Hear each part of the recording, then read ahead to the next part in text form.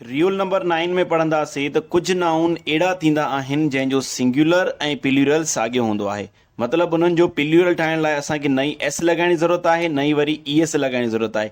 नई वरी उन जी का इरेग्युलर फॉर्मेशन आहे, उहे सिंगुलर फॉर्म में बि साॻिया हूंदा त प्लूरल फॉर्म में बि साॻिया हूंदा। ही जेका बि मां लफ़्ज़नि जी लिस्ट लिखी आहे इहे सभु सिंगुलर फॉर्म में बि साॻिया त प्लूरल फॉर्म में बि साॻिया। जीअं आहे शीप, शीप जो सिंगुलर बि शीप थींदो आहे त प्लूरल बि शीप। जेकॾहिं हिकु रिड हुजे उनखे बि इंग्लिश में शीप चवंदासीं, जेकॾहिं हिक खां वधीक आहिनि उनखे बि असां शीप चवंदासीं। शीप जो प्लूरल शीप्स न थींदो। जेकॾहिं शीप्स किथे ॾिसो बि अथा त इहो ग़लति आहे। डियर, डियर माना हरणी, त डियर जो प्लूरल साॻियो डियर आहे। जेकॾहिं हिते बि तव्हां एस लॻायो था इहो बि ग़लति आहे। सीरीज़ जो प्लूरल साॻियो सीरीज़ थींदो। स्पेशीज़ जो प्लूरल साॻियो स्पेशीज़ थींदो। एयरक्राफ्ट माना हवाई जहाज़, त इन जो प्लूरल बि साॻियो एयरक्राफ्ट ई थींदो। फिश, फिश जो प्लूरल साॻियो फिश ई थींदो आहे। पर जेकॾहिं तव्हां किथे फिशिज़ ॾिसो था त उन जो मतिलबु आहे मुख़्तलिफ़ क़िस्म जूं मच्छियूं। ठीकु आहे, मुख़्तलिफ़ क़िस्म जूं मच्छियूं हुजनि त उते असां लफ़्ज़ फिशिज़ इस्तेमालु कंदा आहियूं, न त फिश जो प्लूरल बि फिश ई हूंदो आहे। ग्रॉस जो प्लूरल ग्रॉस ई थींदो आहे। ग्रॉस छा हूंदो आहे? हिकु डज़न में हूंदा आहिनि 12 आइटम्स हूंदा आहिनि। हिकु डज़न में 12 आइटम्स हूंदा आहिनि। ठीकु आहे, ऐं वरी जॾहिं 12 डज़न हूंदा आहिनि त 12 डज़न जेको आहे उहो हिकु गिलास जे बराबरि हूंदो आहे। मतिलबु 144 आइटम्स जेके हूंदा त उनखे असां छा चवंदा आहियूं? हिकु गिलास। 12 आइटम मतिलबु हिकु डज़न, जॾहिं 12 डज़न हिकु गिलास हूंदो आहे त इन जो प्लूरल बि साॻियो गिलास ई आहे। डज़न जो प्लूरल साॻियो डज़न ई हूंदो आहे। 100 जो प्लूरल बि 100, 1000 जो प्लूरल बि 1000। त ॾिसो इहे वर्ड सेंटेंसिस में कीअं इस्तेमालु थींदा आहिनि ऐं कीअं इन्हनि में ग़लतियूं हूंदियूं आहिनि ऐं कहिड़ा सवाल टेस्टनि में ईंदा आहिनि। त पहिरियों सवाल ॾिसो, the deer was killed by hunter. हरणी हंटर खां, शिकारी खां मारिजी वई। हिते ॾिसो हिकु हरणी आहे त उन सां गॾु असां वाज़ लॻायो आहे, मतिलबु हरणी सिंगुलर आहे। ठीकु आहे, माना हीअ सेंटेंस बिल्कुलु ई करेक्ट आहे। नेक्स्ट ॾिसो, आई सा 2 डियर्स इन द ज़ू। मां 2 हरणियूं ज़ू में ॾिठियूं, चिड़िया घर में ॾिठियूं। त हिते ॾिसो डियर्स लफ़्ज़ यूज़ थियल आहे। त डियर जो जेको प्लूरल हूंदो आहे उहो डियर ई हूंदो आहे। त जेकॾहिं असां डियर्स यूज़ कयूं था त उहो ग़लति आहे। ठीकु आहे, जेकॾहिं हिकु हरणी आहे त असां लिखंदासीं 1 डियर। ठीकु आहे, जेकॾहिं 2 हरणियूं आहिनि त उन लाइ असां लिखंदासीं 2 डियर। डियर्स न थींदो। जेकॾहिं 2 डियर्स लिखियलु आहे त उहो ग़लति आहे, छो त डियर जो प्लूरल डियर ई थींदो आहे। आई सा 2 डियर्स इन द ज़ू, ही सेंटेंस ग़लति आहे। छो ग़लति आहे? त हिते जेको डियर जो प्लूरल आहे उहो डियर्स लिखियो वियो आहे। त डियर जो प्लूरल कॾहिं बि डियर्स न आहे थींदो। सही कीअं थींदो? आई सा 2 डियर इन द ज़ू। ॾिसो जेकॾहिं हिकु हरणी आहे तॾहिं बि डियर लफ़्ज़ यूज़ कयो आहे। जेकॾहिं हिक खां वधीक 2 आहिनि, 3 आहिनि, 4 आहिनि तॾहिं बि डियर यूज़ कयो आहे। त हीअ सेंटेंस जेको आहे करेक्ट आहे। 2 शीप्स आर ईटिंग ग्रास। 2 रिढूं, शीप माना रिढ, 2 रिढूं गाह खाई रहियूं आहिनि। त हाणे हीअ सेंटेंस बि ग़लति आहे। छो ग़लति आहे? छो त शीप्स लिखियो पियो आहे। ठीकु आहे, शीप जो प्लूरल शीप ई थींदो आहे, शीप्स कॾहिं बि न थींदो। 1 शीप, 2 शीप, 3 शीप, 4 शीप। ठीकु आहे, त इहो शीप्स कॾहिं न थींदो। जिते बि तव्हांखे शीप्स नज़र अचे त मतिलबु उहो सेंटेंस ग़लति आहे। सही कीअं थींदो? 2 शीप आर ईटिंग ग्रास। मतिलबु जेकॾहिं 2 आहिनि तॾहिं बि असां शीप इस्तेमालु कंदासीं, हिकु आहे तॾहिं बि असां शीप इस्तेमालु कंदासीं, छो त शीप जो प्लूरल शीप ई थींदो आहे। दे ओन 200 शीप, मतिलबु उन्हनि वटि 200 रिढूं आहिनि। त हिते ॾिसो जेको 100 आहे उनखे बि एस न आहे लॻाई ऐं शीप जेको आहे उनखे बि एस न लॻाई आहे। ठीकु आहे, त यादि रखो त जॾहिं 100, 1000, मिलियन वग़ैरह सां गॾु 1, 2, 3, 4 अची वञे त उते कॾहिं बि उन जो प्लूरल न आहे थींदो। वधीक 100, डज़न, 1000 इन जो यूज़ेज मां सेंटेंस करेक्शन वारे लेक्चर में पढ़ायो आहे, वधीक उन में ॾिसिजो तव्हां। त हिते ॾिसो दे ओन 200 शीप, त हिते शीप प्लूरल न थींदो। हीअ सेंटेंस बिल्कुलु ई करेक्ट आहे। न ई वरी 100 प्लूरल थींदो। 100 साॻियो 100 ई रहंदो, शीप ई साॻियो शीप ई रहंदो। एटलीस्ट 3 मिलिट्री एयरक्राफ्ट वर डिस्ट्रॉइड। घटि में घटि 3 मिलिट्री हवाई जहाज़ तबाह थी विया। हाणे हिते ॾिसो 3 आहिनि त एयरक्राफ्ट जेको आहे उहो एयरक्राफ्ट्स न थींदो, उहो एयरक्राफ्ट ई रहंदो। छो रहंदो? छो त एयरक्राफ्ट जो प्लूरल एयरक्राफ्ट ई हूंदो आहे।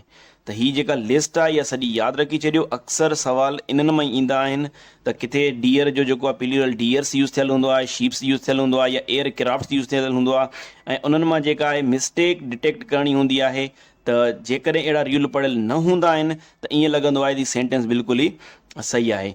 ठीकु आहे, हाणे हीअ सेंटेंस ॾिसो, हीअ सही आहे, पर जेकॾहिं इहो रूल न पढ़ियल हुजे हा त ईअं लॻी आहे जेकॾहिं थ्री आहे त ज़ाहिरी ॻाल्हि आहे हिते एयरक्राफ्ट्स ई थियणु घुरिजे। ठीकु आहे, पर हीअ सेंटेंस सही आहे, छो तव्हांखे मां पहिरियों ई इहा ॻाल्हि सम्झाई त जॾहिं अहिड़ा रूल पढ़ियल न हूंदा आहिनि त पोइ शागिर्द सही जुमिले खे ग़लति कंदा आहिनि ऐं ग़लति जुमिले खे सही कंदा आहिनि। Rule number 10, some nouns look singular are always used as plurals. हाणे कुझु नाउन अहिड़ा हूंदा आहिनि जेके ॾिसण में ईअं लॻंदो आहे त इहे सिंगुलर आहिनि, पर उहे प्लूरल तौरु यूज़ थींदा आहिनि। तक़रीबन इहे जेके आहिनि कलेक्टिव नाउन हूंदा आहिनि, जीअं केटल, पोल्ट्री, प्यूपिल।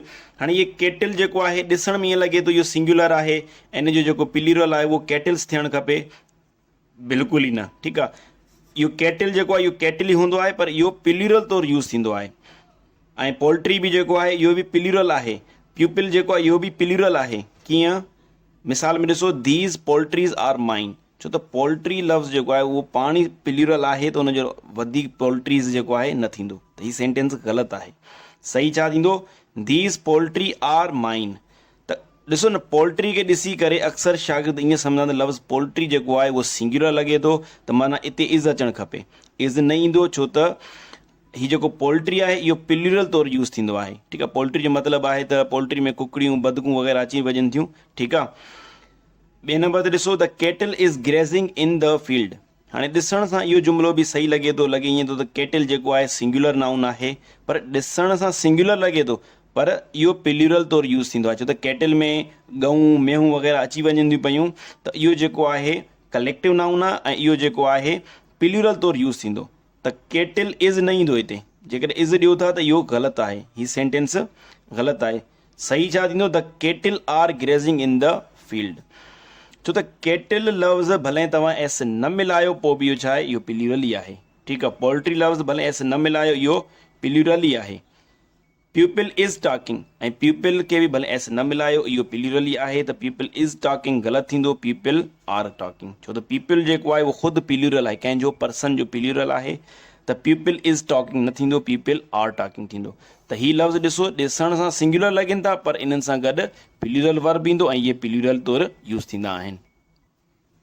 अच्छा, हाणे 11हों रूल ॾिसो, some nouns look plural but are in fact singular. हाणे कुझु नाउन वरी अहिड़ा हूंदा आहिनि जेके ॾिसण सां ईअं लॻंदो आहे त इहे प्लूरल आहिनि, पर हक़ीक़त में उहे सिंगुलर हूंदा आहिनि। ठीकु आहे, इन खां पहिरियों असां रूल जेको 10हों पढ़ियोसीं उन में छा आयो त नाउन लॻंदा सिंगुलर आहिनि पर हूंदा प्लूरल आहिनि। हिते वरी नाउन ॾिसण सां प्लूरल लॻनि था पर हूंदा सिंगुलर आहिनि। जीअं कुझु सब्जेक्ट्स थी विया, इकोनॉमिक्स, मैथमेटिक्स, फिज़िक्स, मैकेनिक्स। ठीकु आहे, त इन्हनि जे आख़िर में एस ॾिसी करे ईअं लॻे थो त हीअ प्लूरल आहिनि, पर इहे प्लूरल न आहिनि, इहे सिंगुलर आहिनि ऐं इन्हनि जो प्लूरल बि न थींदो। ठीकु आहे, एरोबिक्स या जिम्नेस्टिक्स, एरोबिक्स या जिम्नेस्टिक्स जेको आहे इहे एक्सरसाइज़ हूंदियूं आहिनि। ठीकु आहे, एरोबिक्स माना अहिड़ी एक्सरसाइज़ जंहिंमें वॉकिंग, रनिंग, स्विमिंग वग़ैरह अची थी वञे थी।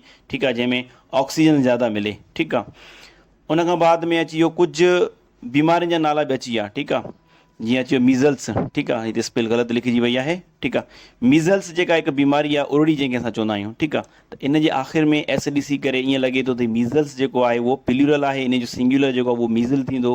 ठीकु आहे, या वरी इन जो प्लूरल जेको आख़िर में ईएस लॻंदी कुझु ई कोन्हे। मीज़ल्स बीमारी आहे, इन जो सिंगुलर बि इहो आहे, प्लूरल बि इन जो थींदो बि न। ठीकु आहे, मम्स इहा बि हिकु बीमारी आहे, इन जे आख़िर में एस ॾिसी करे ईअं लॻे थो त हीअ प्लूरल आहे, पर इहो प्लूरल न आहे, इनखे सिंगुलर तौरु यूज़ कंदा आहियूं। न्यूज़, रिकेट्स, रिकेट्स बि हिकिड़ी बीमारी आहे। बिलियर्ड्स, बिलियर्ड्स छा आहे, स्नोकर खे चवंदा आहियूं, इहा बि हिकु रांदि आहे। पॉलिटिक्स, इन सभिनी जे आख़िर में एस ॾिसी करे ईअं लॻे थो त हीअ सभु प्लूरल आहिनि, पर इहे प्लूरल न आहिनि, इहे सिंगुलर तौरु यूज़ थींदा आहिनि। ॾिसो इन्हनि सां रिलेटेड कहिड़ियूं ग़लतियूं थी सघंदियूं ऐं कहिड़ा सवाल ईंदा आहिनि। Measles is a viral disease, measles are viral disease, measles is a viral disease. हाणे ॾिसो मीज़ल्स आर ॾिनल आहे त हीअ बि ग़लति आहे, छो त मीज़ल्स सिंगुलर तौरु यूज़ थींदो आहे, हिते आर न ईंदो। ठीकु आहे, जेकॾहिं मीज़ल लिखियलु आहे त इहो बि ग़लति आहे। छो ग़लति आहे, छो त मीज़ल थींदो ई कोन, उन सां गॾु एस ईंदी। जेको पहिरियों सेंटेंस आहे उहो सही आहे, measles is a viral disease. ठीकु आहे, मतिलबु ओड़ी हिकु वायरस जी बीमारी आहे, वायरल डिज़ीज़ आहे जेका वायरस सां बीमारी थींदी आहे। ठीकु आहे, त मीज़ल्स जो सिंगुलर बि पाण आहे, प्लूरल जेको बि आहे इहो पाण बि आहे। ठीकु आहे, त साॻी तरह rickets is a kind of disease. त रिकेट्स हिते एस ॾिसी करे मथां हिते आर लॻायो पिया, आर वग़ैरह न ईंदो, या मथां चयो सिर्फ़ु इहो रिकेट थींदो, न थींदो। Rickets is a kind of disease. Mathematics is my favourite subject. त एस त लाज़मी ईंदी, ईअं न थींदो मैथमेटिक न थींदो, या मैथमेटिक्स आर न थींदो, इहो सिंगुलर तौरु यूज़ थींदो। Billiards is an interesting game. त बिलियर्ड्स आर न थींदो आहे, मथां हिते एस ॾिसी करे सम्झो त हिते आर थींदो न।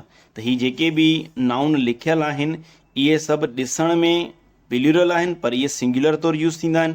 Rule number 12, nouns that are always plural. उहे नाउन जेके हमेशह प्लूरल हूंदा आहिनि उन्हनि जो सिंगुलर कॾहिं बि हूंदो बि न आहे। जीअं ट्राउज़र्स आहे त इन जो कॾहिं बि ट्राउज़र न हूंदो आहे, ट्राउज़र्स हूंदो आहे, या जीन्स, पैंट्स, शॉर्ट्स। असीं ॻाल्हाइण में पैंट चई वेंदा आहियूं, पर इंग्लिश लैंग्वेज में किथे बि तव्हांखे पैंट नज़र न ईंदो, पैंट्स, या शॉर्ट नज़र न ईंदो, शॉर्ट्स। सीज़र न, सीज़र्स। Glasses, headphones, earphones. ठीकु आहे। जॾहिं तव्हां ॾिसो न जंहिं शइ में तक़रीबन 2 पेयर हूंदा आहिनि त उन्हनि खे जेको आहे प्लूरल काउंट कयो वञे थो। जीअं मिसाल ट्राउज़र्स ॾिसो त ट्राउज़र में 2 लेग्स हूंदियूं आहिनि, ठीकु आहे, इन जे करे इन सां गॾु ऑलरेडी एस लॻल आहे। जीन्स आहे, पैंट आहे, ठीकु आहे, शॉर्ट आहे, उन में 2 लेग्स हूंदियूं आहिनि, इन्हनि जे करे उन्हनि खे प्लूरल काउंट कयो वञे थो। सीज़र्स मतिलबु कैंची, त कैंची में ॾिसो तव्हां 2 ब्लेड हूंदा आहिनि, ठीकु आहे, त इन जे करे हिन खे बि प्लूरल काउंट कयो वञे थो। गिलासिस, गिलासिस माना चश्मो, त चश्मे में तव्हां ॾिसो 2 शीशा लॻल हूंदा आहिनि, ठीकु आहे, त इन जे करे हिन खे बि प्लूरल काउंट कयो वञे थो। हिकिड़ो ॿियो हूंदो आहे सिर्फ़ु गिलास, ठीकु आहे, त गिलास जो मतिलबु हूंदो आहे शीशो, उन जो प्लूरल न थींदो आहे। हीअ गिलासिस, हिते गिलासिस जो मतिलबु आहे ऐनक, त हिन जो जेको प्लूरल हूंदो हिकु ऐनक आहे तॾहिं बि असां गिलासिस चवंदासीं। जेकॾहिं हिक खां वधीक ऐनकूं आहिनि त उनखे बि असां गिलासिस चवंदासीं। जेकॾहिं कैंची हिकु आहे त तॾहिं बि असां सीज़र्स चवंदासीं, जेकॾहिं हिक खां वधीक आहिनि तॾहिं बि असां सीज़र्स ई चवंदासीं। हेडफोन, जेकॾहिं हेडफोन असां ॻाल्हाइण में हेडफोन ई चवंदा आहियूं, ठीकु आहे, त हेडफोन में ॾिसो 2 पेयर हूंदा आहिनि, 2 तारा हूंदियूं आहिनि न, ठीकु आहे, त इन जे करे हिन खे बि जेको आहे प्लूरल ई काउंट कयो वञे थो। त इहो कॾहिं बि हेडफोन या एयरफोन न हूंदो आहे। Headphones, earphones. जॾहिं असां हिन खे सेंटेंस में यूज़ कंदासीं त हिन ई जेका आख़िर वारी एस आहे उहा लाज़मी ॾींदासीं, भले हिकिड़ो हेडफोन हुजे चाहे हिक खां ज़्यादा हेडफोन हुजनि, या ट्राउज़र, जीन्स या पैंट्स वग़ैरह हुजनि, ठीकु आहे। हाणे ॾिसो हिननि खे सेंटेंस में कीअं इस्तेमालु कंदा आहियूं। I bought a new trousers. जेकॾहिं तव्हां इन्हनि लफ़्ज़नि सां गॾु 1 2 3 4 या अ वग़ैरह मिलायो था उहो बिल्कुलु ई ग़लति आहे, छो त इन्हनि सां गॾु 1 2 3 या अ न लॻंदो आहे, ठीकु आहे। त इन्हनि खे करेक्ट, जेकॾहिं हिकु जीन्स आहे, जेकॾहिं हिकु ट्राउज़र आहे, हिकु पैंट आहे, त उन लाइ असां छा लफ़्ज़ यूज़ कंदासीं, उन लाइ असां अ पेयर यूज़ कंदासीं। छा? I bought a pair of, जेकॾहिं न्यू आहे त थी वियो new, a pair of trousers. हाणे हिकिड़ी ट्राउज़र आहे त इन जो मतिलबु इहे न त हिते असां ट्राउज़र लिखंदासीं, पर ट्राउज़र्स थींदो, ट्राउज़र कॾहिं बि न थींदो। जेकॾहिं हिते ट्राउज़र हुजे हा त इहो जुमिलो बिल्कुलु ई ग़लति हुजे हा। I bought a new pair of trousers. हीउ सेंटेंस सही आहे। हीउ ग़लति छो आहे, असां हिते अ लॻायो आहे, इन जे करे हीउ जेको सेंटेंस आहे उहो ग़लति आहे। जेकॾहिं 2 ट्राउज़र्स चऊं तॾहिं बि ग़लति आहे। आई बॉट 2 ट्राउज़र्स, त जेकॾहिं 2 ट्राउज़र्स चऊं था ग़लति आहे, छो त हिननि लफ़्ज़नि लाइ असां 1 2 3 4 वग़ैरह यूज़ न कंदा आहियूं। अ pair of, 2 pairs of, 3 pairs of. I bought 2 pairs of trousers, त असां हिते पेयर खे जेको आहे प्लूरल करे रखियो आहे। जेकॾहिं हिते पेयर्स न हुजे, आई बॉट 2 ट्राउज़र्स, त हीउ सेंटेंस ग़लति हुजे हा। त जेकॾहिं 2 ट्राउज़र्स आहिनि उन्हनि खे कीअं ज़ाहिर करणो, उन लाइ असां छा लफ़्ज़ यूज़ कंदासीं, pair of. A pair of, 2 pairs of, 3 pairs of.